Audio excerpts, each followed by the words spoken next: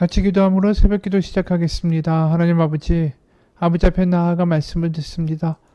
그저 귀로 듣고 한 귀로 듣고 한 귀로 흘러가는 말씀이 아니라 우리의 심령 가운데 뿌리 박히고 하나님의 살아계심을 말씀 가운데 다시 한번 경험하고 우리의 삶에도 지금도 역사하시는 하나님의 성령의 역사가 우리 인도하시는 복된 하루가 되게 하여 주옵소서.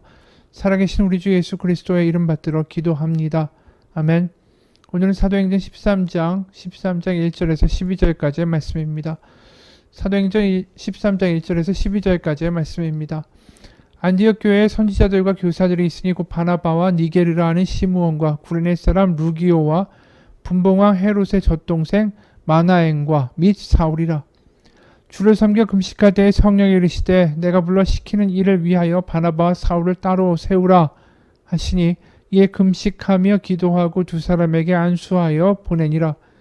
두 사람이 성령의 보내심을 받아 실루기아에 내려가 거기서 배 타고 구브로로 가서 살라미에 이르러 하나님의 말씀을 유대인의 여러 회당에서 전할세 요한을 수행원으로 두었더라. 온 성 가운데로 지나서 바보에 이르러 바 예수라 하는 유대인 거짓 선지자인 마술사를 만나니 그가 총독 서기오 바울과 함께 있으니 서기오 바울은 지혜 있는 사람이라. 바나바와 사울을 불러 하나님의 말씀을 듣고자 하더라. 이 마술사 엘루마는 이 이름을 번역하면 마술사라. 그들을 대적하여 총독으로 믿지 못하게 힘쓰니 바울이라고 하는 사울이 성령에 충만하여 그를 주목하고 이르되 모든 거짓과 악행이 가득한 자요 마귀의 자식이요 모든 의의 원수요 주의 바른 길을 굽게 하기를 그치지 아니하겠느냐. 보라 이제 주의 손이 내 위에 있으니 네가 맹인이 되어 얼마 동안 해를 보지 못하리라니 즉시 안개와 어둠이 그를 덮어 인도할 사람을 두루 구하는지라. 이에 총독이 그렇게 된 것을 보고 믿으며 주의 가르치심을 놀랍게 여기니라. 아멘. 오늘 보게 되면 안디옥 교회 가운데 드디어 하나님의 그 인도하심, 성령의 인도하심을 받아서 바나바와 사울을 선교사로 세우는 장면이 먼저 등장합니다.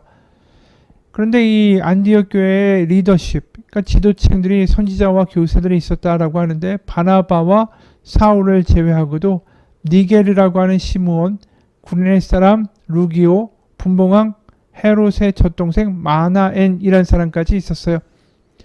그러니까 이 구성을 보게 되면은 흑인도 있었고요. 고위층 귀족의 그 사람들까지 포함되어 있었고 여성도 있었고 남성도 있었습니다.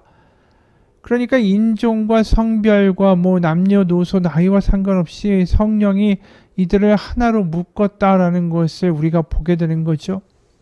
사실 이게 굉장히 충격적인 겁니다. 지금보다 사회 계층의 구별이 엄격했던 그 당시 고대 사회에서 인종도 다르고 나이도 차이 나고 성별도 다르고 지위도 다른 사람들이 다 우리는 한 형제요 자매요 그래서 한 교회로 같이 기도하며 살아가는 한 식구가 되었다라는 것은 이것은 성령의 역사가 아니고서는 불가능한 일이다라는 거죠. 그래서 안디옥 교회가 얼마나 성령이 충만한 교회인가를 반대로 이 지도층들이 누구인가를 보면서 알 수 있는 것이다라는 것입니다. 그래서 이들이 금식하는데 성령이 말씀하시죠. 바나바와 사울을 안수해서 선교사로 파송하라. 그래서 이들이 두 사람이 떠나는데 구브로라는 곳으로 가게 됩니다. 구브로는 이 현대 지도에 보면 키프로스라는 섬이죠. 이 구브로 하면은 누구의 고향입니까? 바나바의 고향이죠. 또 순교자 스데반이 죽은 다음에 사람들이 퍼져나가면서 복음을 전했던 곳 가운데도 이 구브로라는 곳이 있습니다. 그러니까 어느 정도 이 믿음의 사람들도 있는 지역이 구브로였던 거죠. 그래서 이제 바나바, 바울, 또 마가 이렇게 이 일행이 주로 유대인의 회당들을 다니면서 이들이 이미 이야기를 들었을 거예요. 예수 그리스도의 복음의 이야기들과 성전에서 일어난 놀라운 사건들에 대해서 이미 익히 알고 있을 것이죠. 그러면서 유대 회당에게 직접 복음을 전하기 시작하죠. 그러다가 파보스라는 그 도시에 도착하게 됩니다. 그건 구브로라는 섬의 이 로마 속주의 수도였어요. 그곳에서 이제 총독을 만나죠. 총독의 이름은 서기오 바울입니다. 우리가 알고 있는 사울 바울 이름이 똑같죠. 그리고 주술사 바예수 또는 엘루마라고 부르는 사람을 만납니다. 엘루마는 헬라어의 이름이고요. 바예수라는 것은 이 사람의 히브리 이름이겠죠. 이 바예수라는 말 자체에 예수님이라는 이름이 들어있는 것처럼 이 바라는 게 원래 바요나 시몬, 요나의 아들 시모나, 바르, 이 접두사 바가 붙으면 이게 아들이란 뜻이에요. 그래서 바예수라는 이름은 예수의 아들이다 라는 뜻입니다. 참 이름이 굉장히 의미심장하게 겹치죠. 바예수, 또 서기오 바울. 어찌됐든 간에 이 작자가 거짓 선지자고 유대인이고 마술사인데 이 총독을 꾀어서 완전히 자기 손 아귀에 꽉 잡고 있었기 때문에 이 사울과 바나바가 등장해서 이제 새로운 복음의 이야기를 전하니까 이것을 막고자 하죠. 그때 이 바울이 이 사람을 저주합니다. 모든 거짓과 악행이 가득한 자요, 마귀의 자식이요, 모든 의의 원수요, 주의 바른 길을 굽게 하기를 그치지 아니하겠느냐. 네가 맹인이 되어 얼마 동안 해를 보지 못할 것이다. 그리고 실제로 이 사람이 맹인이 됩니다. 어떻게 보면 굉장히 단순한 사건인데 오늘 이 본문을 보다 보면 우리가 몇 가지의 놀라운 것들을 얻게 되죠. 이 사도 바울이 계속 설교를 하고 또 이 기적을 일으키면서 계속 주라는 말을 계속해요. 주의 손, 주의 길, 주의 이름. 이 주라는 말이 사실은 그 당시에 큐리오스라는 말로 주로 황제에게 많이 사용되던 말인데 이 말을 지금 총독인 서기오 바울 앞에서 계속하고 있다라는 거죠. 그 얘기는 다시 말해서 뭐냐 하면 이 주가 황제가 아니라 우리는 새로운 주를 이야기하기 위해 당신에게 왔습니다. 이 이야기를 한 거예요. 그러면서 12절에 이에 총독이 그렇게 된 것을 보고 믿으며 주의 가르치심을 놀랍게 여기니라. 총독이 믿었다라는 것은 뭘 믿었다라는 거죠? 황제가 주가 아니라 그리스도가 새로운 주가 되신다라는 것을 믿었다라는 거예요. 그러니까 오늘 본문의 이야기는 결국 뭘 얘기하냐면 주인이 완전히 바뀌었다. 그것도 놀랍게 바뀌었다. 총독인 사람들, 또 유대교의 열심이라 수많은 기독교인들을 핍박했던 이 사도 바울도 주가 바뀐 사람으로 등장하고, 과연 세상의 주가 누구인가를 확실하게 다시 한번 이야기하는 본문이 오늘 본문이라는 거죠. 그걸 왜 이야기하냐면 오늘 본문에 이 사도 바울이 드디어 이 사울에서 바울이라는 이름으로 바뀌기 시작합니다. 사도행전을 읽다 보면 전반부에서 계속 사울이라고 이름이 나오죠.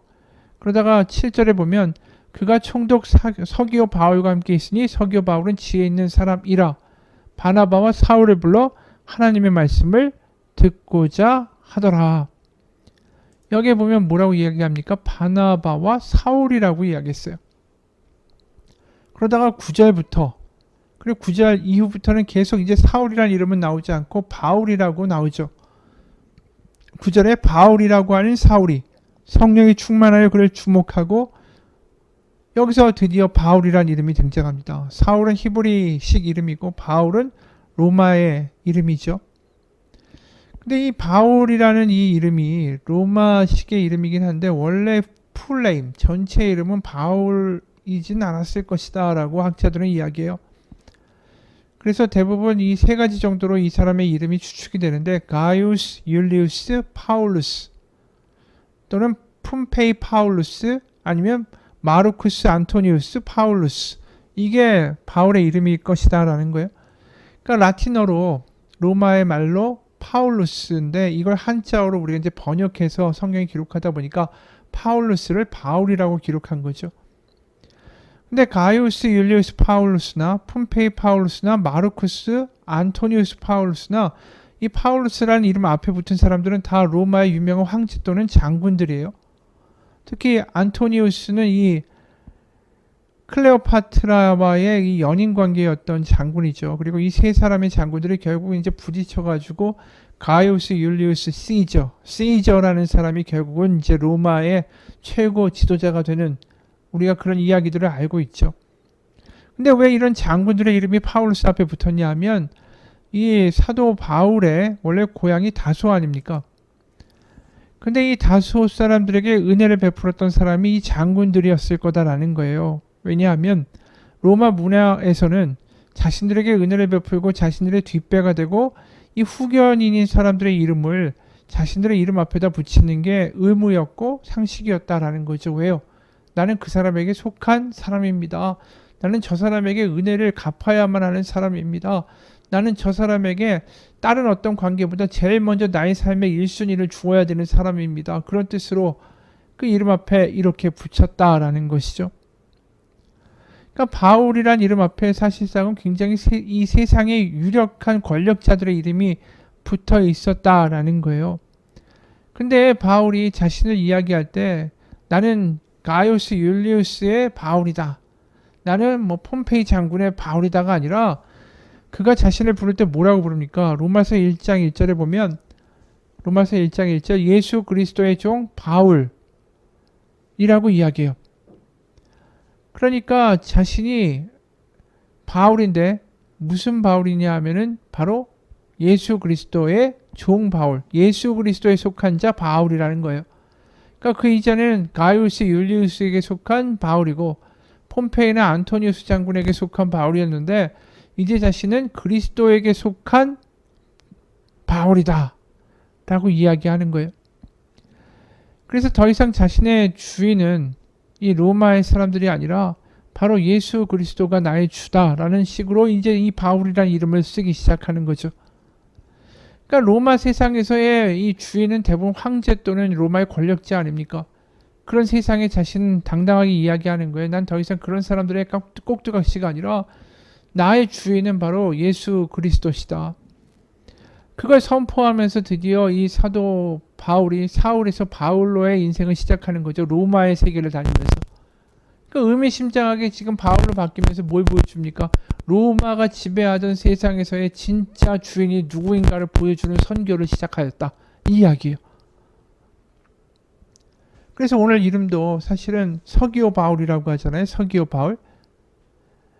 이 파울루스라는 로마식의 이름을 갖고 있는 거 아닙니까? 그런데 지금 이 바울이라는 사람이 서기오 바울이 누구에게 잡혀 있습니까? 바예수라는 거짓 이 선지자에게 잡혀 있는 바울. 그 서기오 바울을 지금 누가 자유케 합니까? 예수님에게 속해 있는 바울이 자유케 한 거예요. 그래서 이 바울이라는 이름은 이제 누구나 그 우리가 사울에서 바울로 바뀌면서 뭘 경험하게 되냐면 드디어 이 누가 주인인가를 세상 가운데 알려주고 총독까지도 드디어 주인이 누구인가를 다시 한번 고백하게 되는 놀라운 선교의 역사가 시작되고 있다라는 거죠. 선교는 다른 게 아니에요. 한마디로 이야기하면 누가 주인인가를 알게 하는 게 선교라는 거죠. 그럼 우리도 믿음을 뭐라고 이야기할 수 있을까요? 복음을 제대로 들었다면 그 선교를 제대로 우리가 경험했다면 우리는 누가 우리의 주인인가를 분명하게 고백할 수 있어야 한다라는 거죠.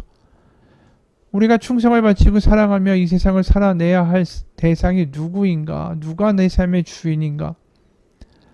그 이야기를 다시 앞에 우리 처음 본 대목으로 돌아가면 안디옥 교회에서 처음으로 이제 그 사람들이 그리스도인이라고 불렸다라고 이야기해요. 그러니까 12장 마무리에 보면 이제 안디옥 교회 사람들이 처음으로 그리스도인이라고 불렸다 이런 표현이 나오죠. 근데 그리스도인들이란 표현이 헬라어로 보면 크리스티아노이라고 돼 있어요. 크리스티아노이 그리스도인들. 그리고 단수로는 크리스티아노스라고 불러요. 헬라어로. 근데 헤롯을 따르는 사람들을 뭐라고 부르는지 아세요? 헤로디아노스. 황제를 따르던 사람들을 카이사이노스 이렇게 불렀어요. 그러니까 자신들이 주인으로 섬기는 사람들의 이름을 넣고 거기에 노스라는 이름을 붙이면 거기에 속한 자가 되는 거예요. 그러니까 헤롯에 속한 사람들은 헤로디아노스, 황제에 속한 사람들은 카이사이노스 이렇게 부른 거예요. 그러니까 크리스티아노스라고 하면 결국 우리의 주인은 그리스도다라는 이야기죠. 그러니까 그리스도인이라는 말 자체가 뭐냐면 주인이 누구인가를 말하고 있다라는 거예요. 저 사람들은 보기에 주인이 그리스도야 라고 세상 가운데 불려졌다라는 거죠. 왜요? 그리스도에게 충성을 바치고 그리스도의 이야기에 자신의 모든 삶을 헌신하고 그리스도에게 자신의 모든 것을 바쳤기 때문에 거기에 모든 말씀에 따라 살아가는 사람들. 왜냐하면 주인이 명하는 것에 따라서 살아가는 것들이 거기에 속한 사람들의 운명이고 해야 할 일 아니겠어요? 저 사람들은 그리스도가 말하는 걸 진짜 살아내네. 원수를 사랑하고 지위 고하를 상관없이 서로 사랑하고 야, 저 말에 따라 살고 우리는 그리스도에 속한 자라고 말하네. 그리스도가 주인이네. 이렇게 세상 사람들이 알았다라는 거예요. 그리스도인이라고 불렀다라는 것. 결국은 이제 복음의 문제는, 선교의 문제는, 우리의 삶의 믿음의 문제는 주인이 누구인가, 우리가 우리의 충성을 어디다 바치고 살아야 하는가에 대한 문제라는 것이죠. 회사나 사람이나 돈이나 우상에게 충성하고 노예로 살 게 아니라 바로 그리스도에게 우리의 모든 것을 바치고 주인으로 살아야 하지 않을까. 그리스도가 주인이 된다면 그 말씀이 들려지는 게 당연하고 그 말씀에 따라 살아가는 것이 마땅한 거죠. 우리가 누구를 주인 삼느냐에 따라서 우리의 인생이 너무나도 달라집니다. 우리가 회사나 사람이나 그 누군가 우상에게 모든 것을 주인으로 삼고 살다 보면 나중에 후회하거나 나중에 안타까운 일들을 참 많이 당하죠. 뭐 회사나 사람 해봤자 언젠가 배신하고 우리를 버리는 일들은 너무나도 많고 우상을 따라 살지만 그 우상이 나에게 정말 행복을 주고 기쁨을 주고 감격을 주고 나에게 영생을 약속하는 것이 아니라는 것을 알게 되는 순간이 오죠. 언젠가 배신당하는 거죠. 그러니까 결국 복음은 이 이야기를 하는 거예요. 예수 그리스도를 주인으로, 하나님을 주인으로 사는 삶에는 결코 후회가 없다라는 거죠. 누가 주인인가, 내 삶의 주인이 누구인가에 따라서 우리의 인생은 완전히 달라지고 선택도 순간순간 달라질 수밖에 없어요. 우리가 어떤 선택을 하는가를 보면 거꾸로 내가 누구를 주인으로 삼고 있는가가 명확하게 드러납니다. 내가 어떤 선택을 하는가. 어느 교회 담임 목사님의 글이에요. 언젠가 교구를 맡은 목사님이 나에게 이런 메일을 보내왔다. 그분이 교구의 직장인 순장, 그러니까 순장이라는 건 뭐겠어요? 그 셀이죠. 소그룹이죠. 소그룹들과의 모임을 가졌는데 이 찬양으로 시작했다고 한다. 약할 때 강함 대신에 나의 보배가 되신 주 나의 모든 것, 주 안에 있는 보물을 나는 포기할 수 없네. 주 나의 모든 것. 우리가 알고 있는 복음 찬양이죠. 약할 때 강함 대신에 나의 보배가 되신 주 나의 모든 것. 주 안에 있는 보물을 나는 포기할 수 없네. 주 나의 모든 것. 이 찬양을 부르고 질문을 던졌어요. 주 안에 있는 보물을 포기할 수 없다라고 여러분 찬양하셨는데 여러분에게 포기할 수 없는 보물은 어떤 겁니까? 근데 그 질문에 한 분이 이런 간증을 했다라는 거예요. 그분한테 지금보다 훨씬 조건이 좋은 직장으로 옮길 스카우트 기회가 생겼는데 고민하고 고뇌하다가 두 가지 이유 때문에 그 좋은 직장을 가는 걸 포기했다라는 거예요. 왜 그 좋은 기회를, 이직을 포기했나? 첫 번째 이유는 지금 직장에서는 자기가 소그룹 순장할 수 있는 그 사역이 가능하대요. 그러니까 소그룹을 섬길 수 있는 그 사역이 가능한데 직장을 옮기게 되면 이게 밤에도 일하게 되고 정신이 없고, 그러니까 순장으로, 소그룹의 리더로 이 소그룹에 속한 소그룹 원들을 섬길 수가 없었기 때문이라는 거예요. 그러니까 지금 직장에서는 거기 소그룹에 속한 사람들을 잘 섬기고 돌볼 수 있는데 직장을 옮기면 그럴 수가 없어서 이직을 포기했다라는 거죠. 두 번째로 더 중요한 이유도 있었는데 같이 일하는 직장 동료 중에 남편이 식물 인간이 돼서 병상에 누워 있어서 너무나 힘들어하는 분이 있는데 그분을 두고 냉큼 떠날 수가 없어서 그 이직 기회를 포기했다라는 거예요. 자기 좋자고 직장을 옮겨버리면 그 사람은 어떻게 하느냐라는 거죠. 이게 세상의 기준에서 보면 말도 안 되는 선택 아닙니까? 근데 그분이 이렇게 담담하게 간증을 하는데 그걸 듣던 이 교구 목사님이 오히려 큰 도전을 받았어요. 그러면서 이 담임 목사님한테 메일을 보내면서 이렇게 고백한 거죠. 저는 그분의 이야기를 듣는 순간에 더 이상 기도회를 인도할 수가 없었습니다. 왜냐하면 자신은 그동안 교회를 몇 번 옮길 때마다 깊이 생각하지 않고 더 큰 교회, 더 좋은 교회를 옮기는 거, 그것으로 기뻐했는데 연약한 지체들을 위해서 직장을 옮길 수 없었다라는 그분의 이야기를 듣고 자기의 믿음이 너무 초라해지더라는 거죠. 그래서 와서 막 울었다라고 해요.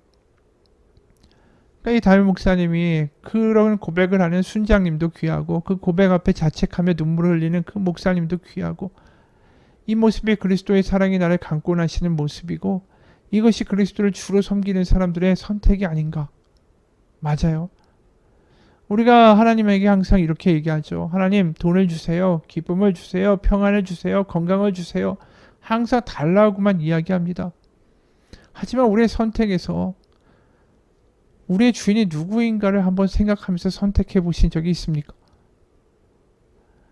우리의 눈에 보이는 것들, 내가 보기에 정말 좋은 것들, 나의 욕망과 계획과 나의 생각과 나의 판단과 나의 시간을 포기하고 바로 주님, 나의 주인이 되시는 주님이 원하시는 것을 선택할 수 있는 삶을 살아가고 있습니까? 우리가 바른 것을 선택할 수 있다면, 우리의 주인을 그리스도로 섬기고 살아갈 수 있다면 그것은 분명히 예기치 않은 행복과 하나님이 이루시는 놀라운 역사와 은혜가 우리를 충만하게 하실 것이라고 믿습니다. 같이 기도하겠습니다. 하나님, 우리는 선택의 상황에서 어떤 게 나에게 이득이 될까를 따지기에 급급합니다. 우리는 선택의 순간에서 누가 나의 주인인가? 바로 주인의 말씀에 따라 선택하기보다는 내 눈에 보이면서 좋아 보이고 먹음직스럽고 탐스럽고 아름답고 복돼 보이는 것을 선택할 때가 일수입니다. 오늘 사도 바울의 선교를 보면서 우린 다시 한번 경험합니다. 선교는, 복음은 결국 누가 주인인가를 우리에게 진지하게 묻는 것이다 라는 것입니다. 오늘 나의 주인은 누구입니까? 나에게 주인이 누구인지 확실하면 우리의 선택도 확실하게 될 거라고 믿습니다. 하나님, 말로만 주여 주여 하는 자가 아니라 정말로 나의 삶의 주인이 누구인지 거기에 걸맞는 선택을 하며 살아가는 우리의 삶이 되게 하여 주옵소서. 예수님 이름 받들어 기도합니다. 아멘.